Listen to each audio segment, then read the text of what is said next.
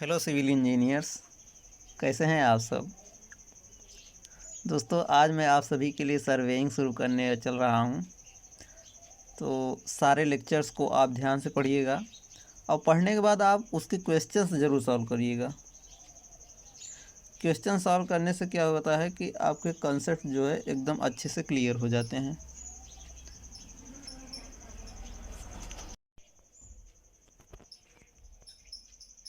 तो चलिए शुरू करते हैं और जान लेते हैं कि क्या होता है सर्वेइंग।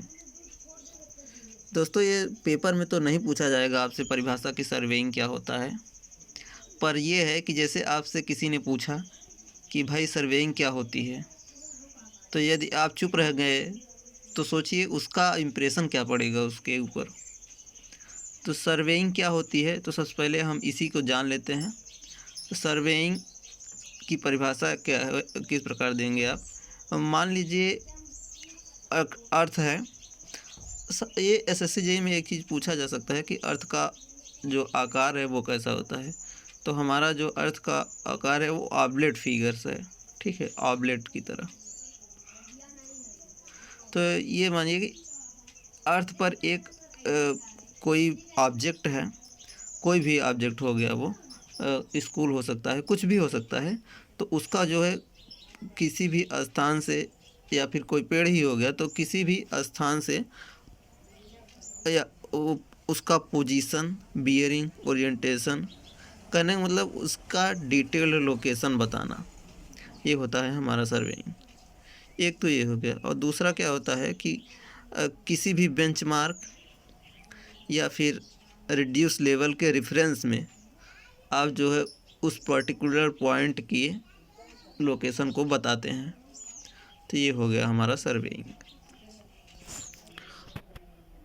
ये देखिए, इसमें स्पेशली जो परिभाषा लिखा गया है वो देखिए क्या लिखा हुआ है। Surveying is the art of determining the relative positions of distinctive features on the surface of the earth are beneath the surface of the earth by means of all measurements of distances, directions and elevations।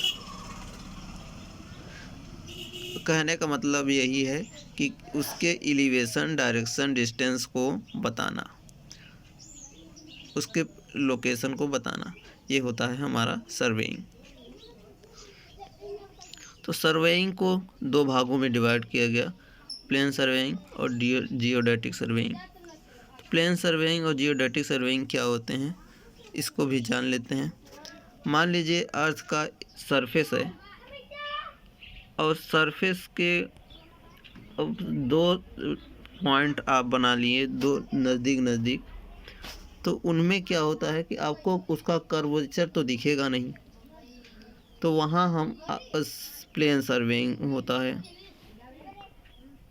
यानी कहने का मतलब है कि जब दो point पास पास हों, तो इस ऐसे जगह जब सर्वेइंग होती है तो वहाँ प्लेन सर्वेइंग होती है। देखिए इसमें लिखा गया है the survey in which earth surface is assumed as a plane. वहाँ आप प्लेन मान सकते हैं क्योंकि वहाँ कर्वेचर दिखता नहीं जब दो पॉइंट पास पास होंगे। And the curvature of the earth is ignored.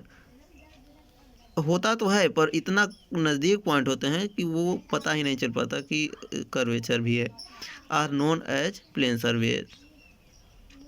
और जियोडेटिक सर्वेइंग क्या होता है, जब जो पॉइंट्स जो आपने माने थे उनको दूर दूर कर दीजिए। जब आप दूर दूर कर देंगे तो देखिए इसमें परिभाषा क्या दिया हुआ है, the survey in which curvature of earth is taken into account and higher degree of accuracy in linear as well as angular observations is achieved are known as geodetic surveying। तो ऐसे जगह जहां आपको कर्वेचर ऑफ अर्थ को consider करना पड़े वहां geodetic surveying होती है। और classification based on instrument used. Surveying को जो इंस्ट्रूमेंट हम यूज करते हैं उनके आधार पर कितने भागों में बांटा गया है, इसको भी हम लोग देख लेते हैं।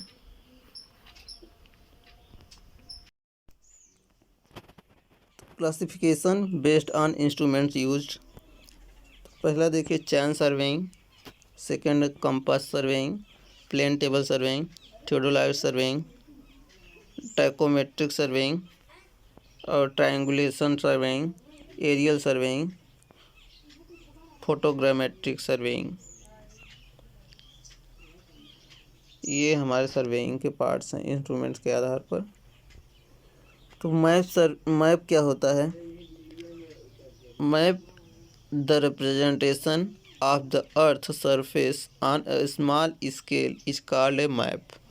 यानी कि जो अर्थ पर इतना बड़ा एरिया है उसको हम एक स्केल के माध्यम से छोटे से मैप पर हम जब उसे दिखाते हैं, यानी कि छोटे स्केल से हम दर्शाते हैं किसी पर्टिकुलर कागज़ पे, तो वो हमारा क्या होता है? मैप होता है। तो यूनिट्स ऑफ मेजरमेंट्स, तो जो प्लेन सर्वेइंग है उसमें दो प्रकार के मेजरमेंट हैं, लीनियर मेजरमेंट और एंगुलर मेजरमेंट। तो लीनियर क्या होता है? हॉरिजॉन्टल या फिर वर्टिकल डिस्टेंस मापी की जाती है, और उसमें एंगुलर मेजरमेंट में क्या होता है? हॉरिजॉन्टल एंगल या फिर वर्टिकल एंगल मापा जाता है।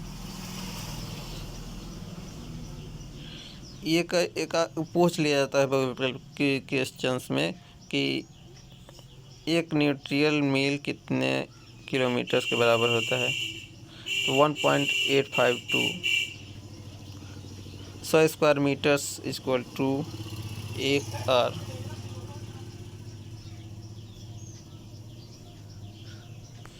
कुछ बेसिक्स यूनिट्स दिए हुए हैं और उनको FPS सिस्टम में चेंज किया गया है। 12 इंचेज 1 फुट 3 फीट 1 यार्ड के बराबर, 5.5 यार्ड्स एक रॉड या फिर पोल के बराबर। 4 पोल में एक चैन होती है, चैन 66 फीट वाली जो इंजीनियर्स चैन है। और देखिए 10 चैन 1 फरलांग के बराबर होता है, 8 फरलांग 1 मील के बराबर, 6 फीट 1 फैथम के बराबर, 120 फैथम्स 1 क्यूबिक लेंथ और 6080 फीट 1 न्यूट्रियल मील के बराबर।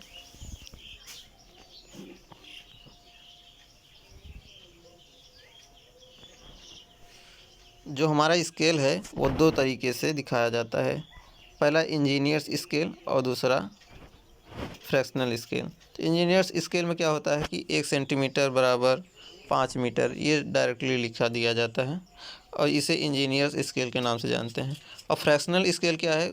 उसमें रेशियो होता है 1:500, 1:3000। ये क्या होता है? इसको मैं न्यूमेरिकल आपके पास भेज दूंगा टेलीग्राम पे, तो वहाँ से आप चेक कर लीजिएगा न्यूमेरिकल लगा के, या फिर मैं एक न्यूमेरिकल करवा दूंगा। तो स्केल के भी क्लासिफिकेशन ऑफ स्केल, तो इनको जो है 4 तरीक़ों से बांटा जा सकता है, plain scale, diagonal scale, scale of chords, vernier scale. Plain scale क्या होता है? A plain scale is one on which it is possible to measure only 2 dimensions, जैसे कि मीटर, डेसीमीटर, किलोमीटर और हेक्टामीटर्स, माइल्स एंड फरलांग। उसमें उसमें जो लिखा हुआ होता है, जो मार्किंग की हुई होती है, वो केवल दो ही डायमेंशंस में की गई होती है, जैसे डेसीमीटर और मीटर। खैर आपके काम का है वर्नियर स्केल। चलिए जान लेते हैं वर्नियर स्केल के बारे में। It consist of 2 approximating scales, one of them is fixed and the another is movable. तो क्या होता है कि एक जो वर्नियर स्केल होता है, इसमें एक तो फिक्स रहता है एक रीडिंग्स, और एक जो है उसको ऊपर नीचे कर सकते हैं। तो जो बड़े वाले में क्या हुआ, उसमें जैसे कि आपका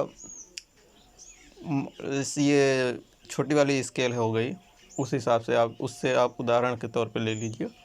उसमें क्या होता है, देखिए 2 चीज़ें लिखी होती हैं, एक सेंटीमीटर लिखी होती है और एक एम वाली लाइन बनी होती है। तो जो एम वाली लाइन है, कभी कभी क्या होता है कि उसमें जो 2 जो खाने बने हैं उनके बीच में आ गया, तो उनके बीच में मेजर करने के लिए आपको छोटे वाले जो जो वर्नियर है उसका प्रयोग करना होता है। तो इनके लिस्ट काउंट सबके मायने रखते हैं कि इनका लिस्ट काउंट कितना होता है। वैसे जल्दी पूछता नहीं है, पर कभी कभार पूछ भी सकता है।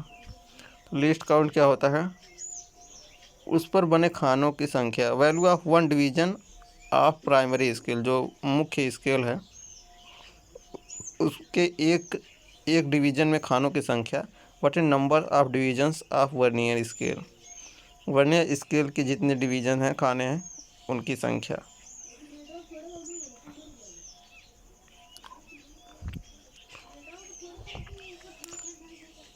एक hectare equal to 10,000 meter square.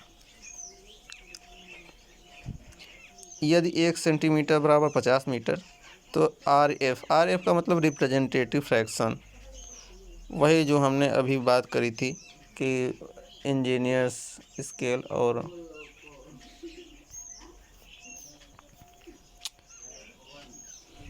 तो 1 सेंटीमीटर, जो इसमें ये चीज़ ध्यान रखना है कि जो ऊपर आप जो मात्रक लेंगे वही मात्रक नीचे भी होना चाहिए। अब इसमें देखिए थोड़ा सा रंग दिया हुआ है, ये 50,000 जो दे दिया है ये नहीं होगा। 1 मीटर में सेंटीमीटर्स कितने होंगे, 100 सेंटीमीटर्स होंगे, तो ये इसमें 50,000 लिखा हुआ है, तो ये रॉन्ग है, ये 5,000 होगा। क्या इसमें मैं काट नहीं सकता, कैसे काट लेंगे, तो आप समझ लीजिएगा 5,000 सेंटीमीटर नीचे है, तो तभी सेंटीमीटर कट गया, तो 1/5000।